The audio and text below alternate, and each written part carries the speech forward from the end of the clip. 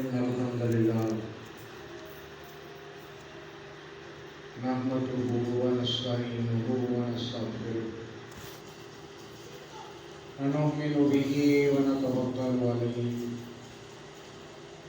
من شرور أنفسنا ومن سيئات أعمالنا من يهده الله فلا مضل له ومن يضلل فلا هادي له أشهد أن لا إله إلا الله وحده لا شريك له وأشهد أن محمدا عبده ورسوله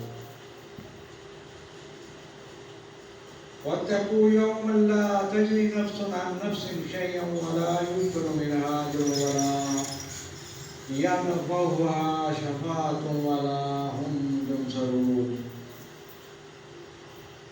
اور ڈرو اس دن سے جب کام نہ آئے گا کوئی کسی کے ذرا بھی اور نہ قبول کیا جائے گا اس کی طرف سے بدلے میں دوسرا اور نہ فائدہ پہنچائے گی اسے سفارش اور نہ ان مجرموں کو مدد ہی پہنچ سکے گی صدق اللہ العظیم وصدق رسولہ النبی الکریم ونحن على ذلك لمن الشاهدين والشاكرين والحمد لله رب العالمين إن الله وملائكته يصلون على النبي يا أيها الذين آمنوا صلوا عليه وسلموا تسليما اللهم صل على محمد وعلى آل محمد كما صليت على إبراهيم وعلى آل إبراهيم إنك حميد مجيد اللهم بارك على محمد وعلى آل محمد كما باركت على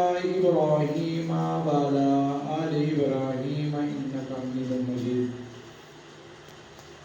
عزیزان گرامی قدر،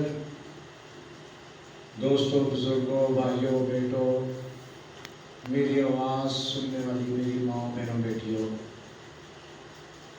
اللہ کریم سے دعائے کہ ہم کے باری تعالیٰ مجھے قرآن اور پیارے محمد کا فرمان سنانے کی، سمجھنے کی، سمجھانے کی اور ہم سب کو اس پر عمل کرنے کی توفیق عطا فرمائے۔ قرآن کی سورۃ البقرہ کی جو مختصر سی آیات تلاوت کی، اس میں اللہ تبارک و تعالیٰ دو ٹوک انداز میں واضح یہ بات سمجھا رہا ہے، وَاتَّقُوا تقوی اختیار کرو، ثابت قدم ہو جاؤ، پختہ ہو جاؤ، ڈرو یومن اس دن سے، ڈرو اس دن سے، ڈر جاؤ اس دن سے، تقوی اختیار کر لو، اس بات کے اوپر مضبوط ہو جاؤ، یومن اس دن سے، کس دن سے؟ یوم لا تجزی نفس، اس دن جب کام نہ آئے گا کوئی، تمہیں کسی کی مدد نہیں مل سکے گی، کوئی بھی کام ہے، کوئی بھی کام نہ آنا، یہ ایسا عربی کا صیغہ ہے، یعنی کہ مکمل طور پہ رد کر دینا تمام دلیلوں کا۔ اولاد، ماں باپ، بہن بھائی، کوئی بھی تمہاری مدد کرنے کو نہیں آئے گا، کوئی بھی نہیں آئے گا۔ دنیا کے حالات تو ویسے ختم ہو جائیں گے، اسباب ختم ہو جائیں گے، یہاں تک کہ جو تم نے سوچ رکھا ہے کہ فلاں میری مدد کو آ جائے گا، نہیں آئے گا، مدد ملے گی ہی نہیں کسی کی بھی۔ آج کل لوگ آسانی سے کہہ دیتے ہیں جی ہم تو بخشے بخشائیں جی، ہماری تو سفارش ہو جائے گی جی، ہم تو جناب علی ہماری شفاعت ہو جائے گی، اور قرآن کیا کہہ رہا ہے کہ کوئی بھی مدد کو آ سکے گا نہیں۔ آگے سفارش کی بات بھی آئے گی اسی آیت کے اندر۔ اب یہ ہے کہ مدد کا نہ آنا کسی کی طرف سے یہ بے بسی شو کرتا ہے، تنہائی، اپنی خود ذمہ داری کہ جو کچھ تیرے اندر پاور ہے اس کے علاوہ تمہیں کوئی چیز بھی فائدہ نہیں دے سکتی۔ اب کون سی پاور تیرے اندر ہونی چاہیے؟ اس پاور کو کون سی پاور کہتے ہیں اور اس کے بنانے کا طریقہ کیا ہے؟ وہ کون سی ایسی کسوٹی ہے جو تیرے اندر پیدا ہو جائے تاکہ تمہیں کسی کی پرواہ رہے ہی نہ اس دن؟ جس دن تم کوئی کام نہیں آئے گا، قرآن نے کہہ دیا جب کوئی چیز کام نہیں آئے گی تو اس پاور کا بنانا صحیح عقل و دانش کی بات ہے، کامیابی کی بات ہے۔ عقل و دانش کہتی کامیابی کو ہے۔ کامیابی کی بات تبھی ہے کہ وہ ولولہ، وہ شعور تمہارے اندر پیدا ہو جائے، وہ چیز تم بنا کے رکھ لو جو تمہارے کام آنی ہے اور کسی نے کام نہیں آنا۔ بہن بھائی کے کام نہیں آئے گی، بھائی بہن کے نہیں آئے گا، بیٹا باپ کے کام نہیں آئے گا، باپ بیٹے کے کام نہیں آئے گا، بیوی خاوند کے کام نہیں آئے گی، خاوند بیوی کے کام نہیں آئے گا، اور کوئی بھی ماں اور بیٹا ایک دوسرے کی مدد نہیں کر سکیں گے۔ یہ قرآن ہے۔ وَاتَّقُوا يَوْمًا لَا تَجْزِي نَفْسٌ، اور ڈرو اس دن سے جب کام نہ آئے گا، کوئی بھی کام نہیں آئے گا۔ نفس عن نفس شيئا ولا يقبل منها واتقوا يوما لا تجزي نفس عن نفس شيئا ولا يقبل منها عدل ولا تنفع، کسی کے ذرا بھی اور نہ قبول کیا جائے گا اس کی طرف سے بدلے میں کوئی۔ فرض کیا اگر کوئی کہتا ہے کہ میں جی آپ کے بدلے میں چلا جاتا ہوں، اب بیٹا ہے باپ کو نہیں دیکھ سکتا، بیٹا کہتا ہے ابا جی آپ کے بدلے میں جہنم کو چلا جاتا ہوں، آپ نہ جائیں۔ اللہ کہتا ہے نہ، ہم قبول ہی نہیں کریں گے۔ ماں جہنم میں جا رہی ہے، بیٹے کی قربانی قبول نہیں۔ بیٹا جا رہا ہے ماں کی قربانی، بھائی جا رہا ہے بہن کی قربانی، بہن جہنم میں جا رہی ہے بھائی کی قربانی، دوسرا کوئی متبادل قبول ہی نہیں کیا جائے گا۔ کون سی چیز قبول کی جائے گی؟ یہ بات کیا سمجھا رہی ہے؟ جو تمہارے عمل ہیں، جو تمہارے اندر پاور ہے، جو تمہارے اندر کسوٹی ہے، جو تم نے کیا ہے وہ تمہیں کام آ سکے گا، اور کچھ بھی نہیں۔ وَاتَّقُوا يَوْمًا لَا تَجْزِي نَفْسٌ، اور ڈرو اس دن سے جب کام نہ آئے گا کوئی۔ وَاتَّقُوا يَوْمًا لَا تَجْزِي نَفْسٌ، وَاتَّقُوا، تقویٰ اختیار کرو، مضبوط ہو جاؤ، ڈر جاؤ، خوف دل میں اندر طاری کر لو۔ یہ جب طاری ہو جائے گا بے ایمانی جاتی رہے گی، اللہ کا خوف طاری ہو جائے گا چوری جاتی رہے گی، اللہ کا خوف طاری ہو جائے گا بے ایمانی جاتی رہے گی، اللہ کا خوف طاری ہو جائے گا حق تلفی نہیں کرو گے، اللہ کا خوف طاری ہو جائے گا پھر مال و دولت کی پرواہ نہیں کرو گے، اللہ کا خوف طاری ہو جائے گا ملاوٹ نہیں کرو گے، اللہ کا خوف طاری ہو جائے گا اپنی مرضی کی زندگی نہیں گزارو گے، اللہ کا خوف طاری ہو جائے گا دنیا کی عوض نکل جائے گی، اللہ کا خوف طاری ہو جائے گا اللہ کی طرف رجوع کرنے والے بنو گے، اللہ کا خوف طاری ہو جائے گا 5 وقت کی نماز ادا کرو گے، اللہ کا خوف طاری ہو جائے گا قرآن کی تلاوت کرو گے، اللہ کا خوف طاری ہو جائے گا زندگی بعمل ہو جائے گی، اللہ کا خوف طاری ہو جائے گا دنیا کی پرواہ نکل جائے گی، اللہ کا خوف طاری ہو جائے گا اللہ کی طرف رجوع کرو گے،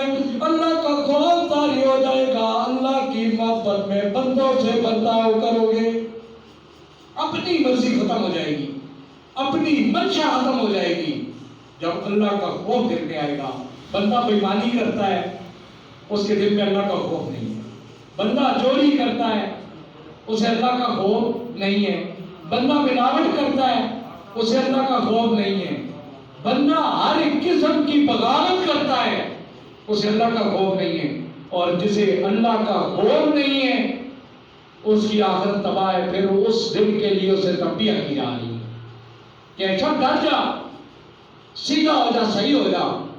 کس دن؟ جس دن تمہیں تمہارا کوئی کام نہیں آئے گا.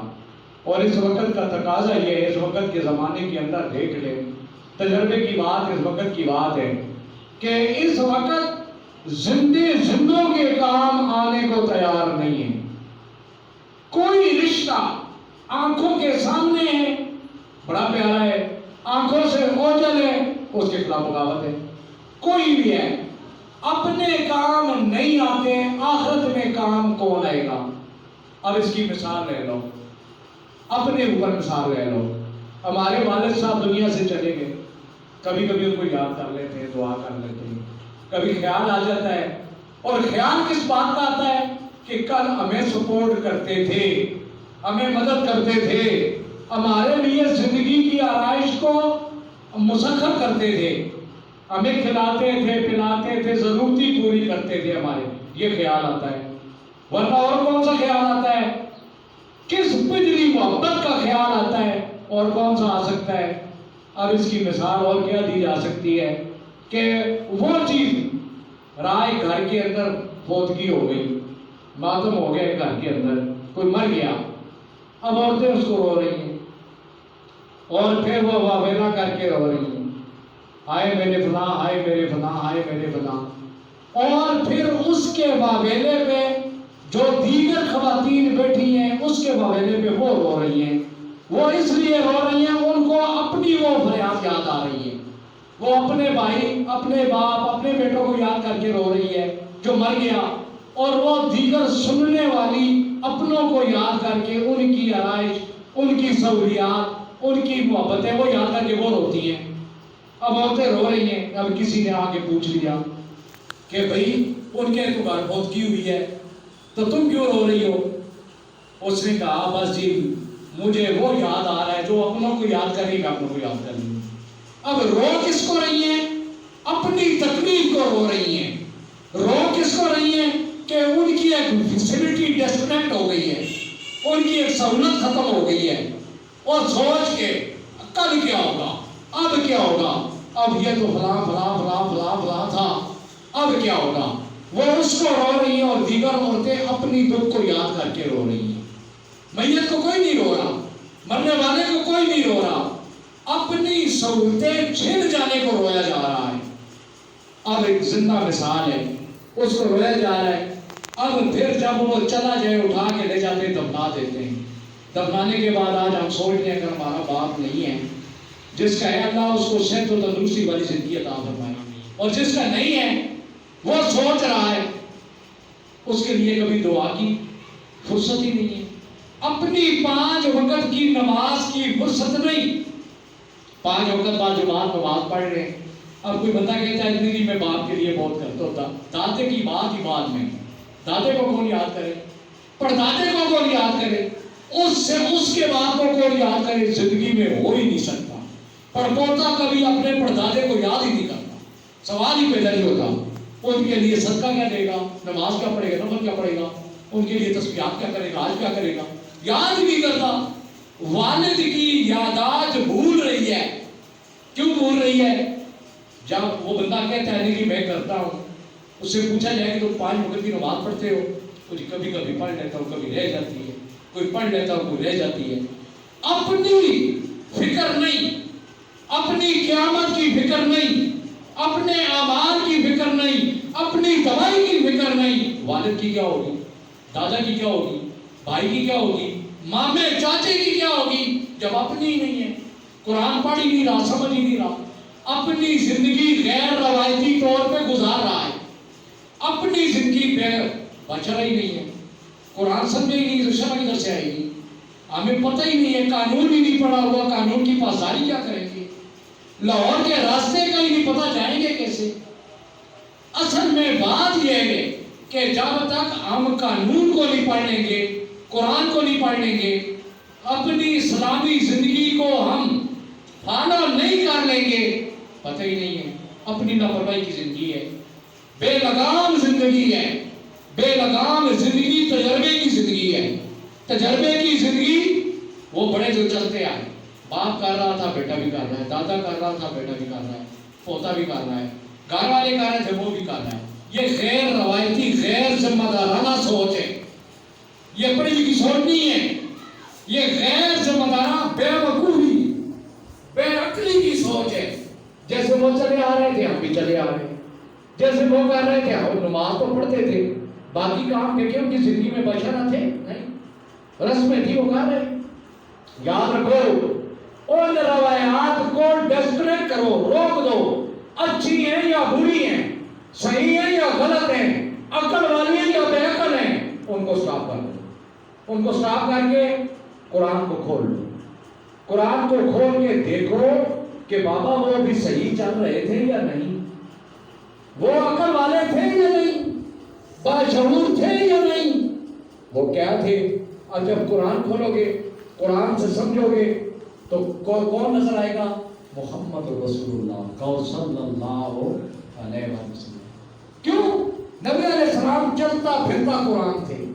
یہ قرآن نبی علیہ السلام کی زندگی ہے, یہ قانون ہی نہیں, یہ نبی کی سیرت ہے. اس میں نبی کی صورت ہے, اس میں نبی کی ادائیں ہیں, اس میں نبی نے جو فرمایا وہ ہے, جو احکامات پورے کیے وہ ہیں, جو عمل کیا وہ ہے, جس قانون میں زندگی گزاری وہ ہے, زندگی بھی وہ ہے, آخرت بھی وہ ہے. اب محبت کا تقاضا ہے, قرآن کو کھولو, پیارے نبی سے محبت کرو, قرآن کو کھولو, اپنے آپ کو اس سمجھ میں درست کرو, اور اپنی روایات, بزرگوں کی روایات کو سٹاپ کرو.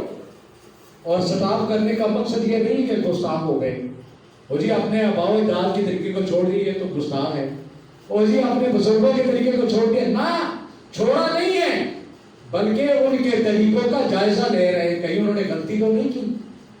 جائزہ لینا عقل کی بات ہے, عقل ہی شعور ہے, اور یہ شعور ہی قرآن کے مطابق چلانے کا پابند بناتا ہے.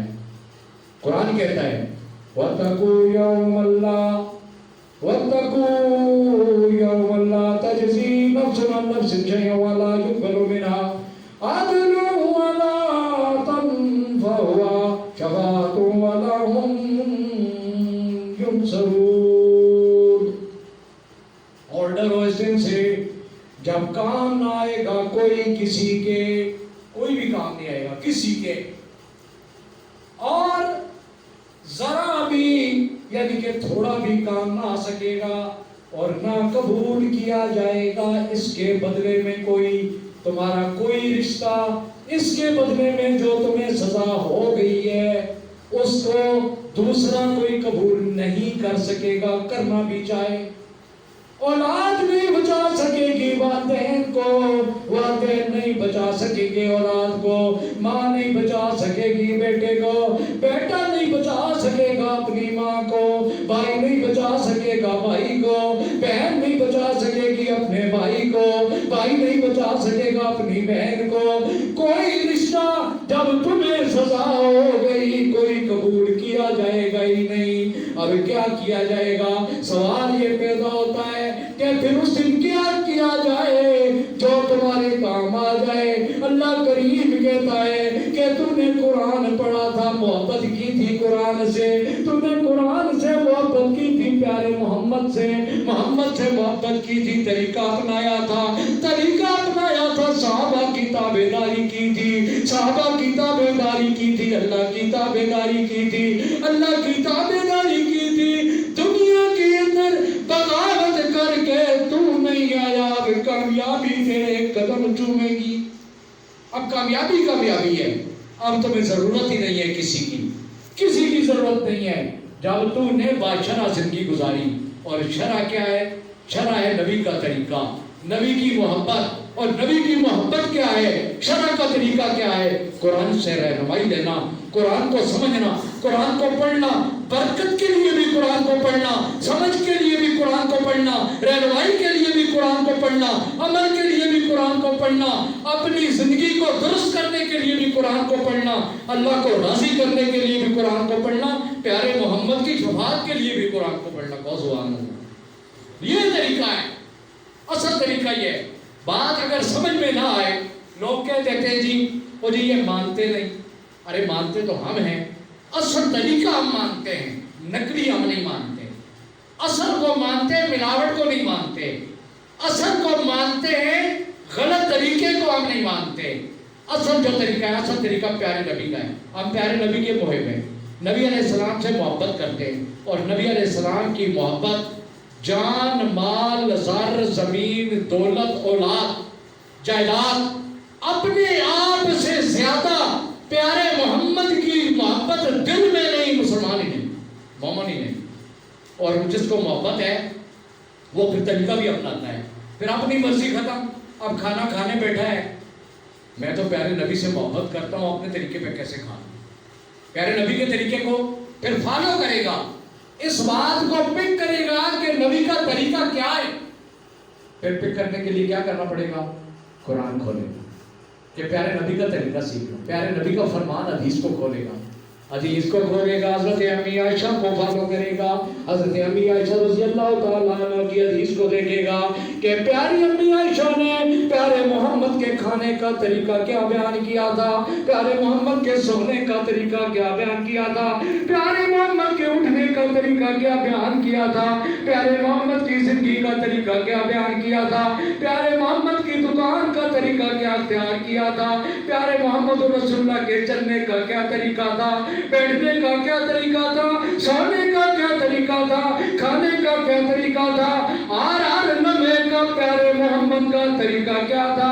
پیارے محمد کی حدیث کو دیکھے گا، قرآن کو کھولے گا، قرآن بتائے گا الف لام میم ذالک الکتاب لا ریب فیہ ھدی للمتقین. قرآن بتائے گا اولئک علی ھدی من ربہم واولئک هم المفلحون. قرآن کو فالو کرے گا، قرآن بتائے گا اللہ قیوم. اللہ کو نیند بھی نہیں آتی، اللہ کو اونگ بھی نہیں آتی، اللہ غفلت میں بھی نہیں جاتا، اللہ غافل بھی نہیں ہوتا، اللہ ہر لمحہ تمہیں دیکھتا ہے، تمہاری ایک ایک ادا کو دیکھتا ہے، پیارے محمد کی ادا کو دیکھتا ہے. یا اللہ میں جاننا چاہتا ہوں میرا تو غافل نہیں ہے، اللہ تو مجھے کیسے دیکھتا ہے. اللہ کریم کہتا ہے، محمد مسکراتا ہے، میں اللہ کہتا ہوں یاسین والقرآن الحکیم، اور مسکرانے والے مجھے تیری قسم واللہ رسولہ. اللہ کہتا ہے کنگی تو محمد کرے، میں عرشوں پہ قسمیں کھاتا ہوں. محمد کا مسکراتا تو عرش کے اوپر ہے، میں قسمیں فرشوں پہ کھاتا ہوں، عرشوں پہ قسمیں کھاتا ہوں. محمد تو چادر اوڑھتا ہے، میں عرشوں پہ تیری قسمیں چادر اوڑھنے کی کھاتا ہوں. میں محمد سے غافل نہیں، محمد کی امت سے کیسے غافل ہو گیا ایک ایک ادا کو. اور میں محمد کا امتی ہوں، گناہگار ہوں، سیاہکار ہوں، بدکار ہوں، کالی کپڑے والے کا امتی. اللہ کیسے قابل ہو سکتا ہے؟ حضرت موسیٰ علیہ السلام کا واقعہ پہلے بھی کئی دفعہ ابھی پھر کوڈ کرتا ہوں. اللہ کریم سے موسیٰ نے صدا کی، اللہ کریم نے کہا اے موسیٰ تمہیں کیا پتا میں کہاں پہ غافل نہیں ہوتا، تو اشرف المخلوقات ہے، تو تب پیغمبر ہے جیسے ہم محمد کے امتی ہیں. اللہ تو کیسے غافل نہیں ہوتا؟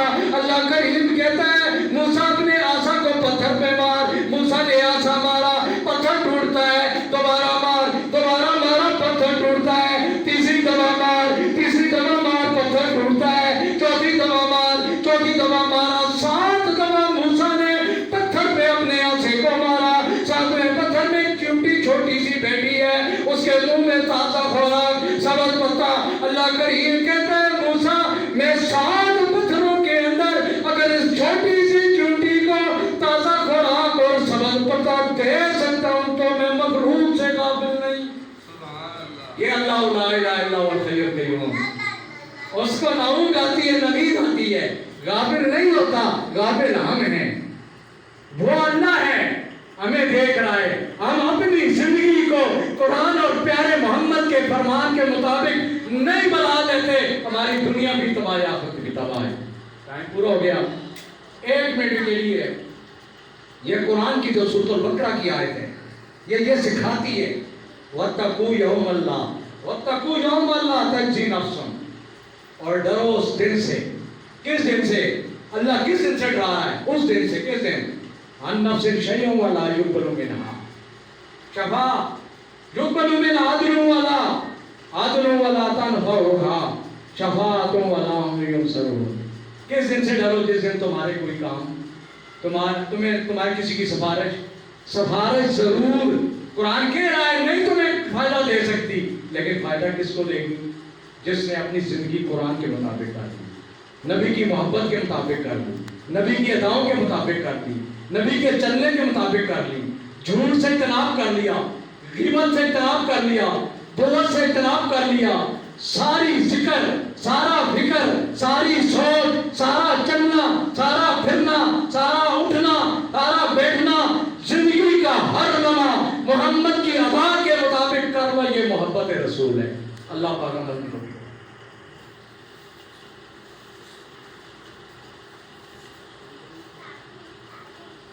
پڑھ لو، یہ بات بھی پڑھ لیں.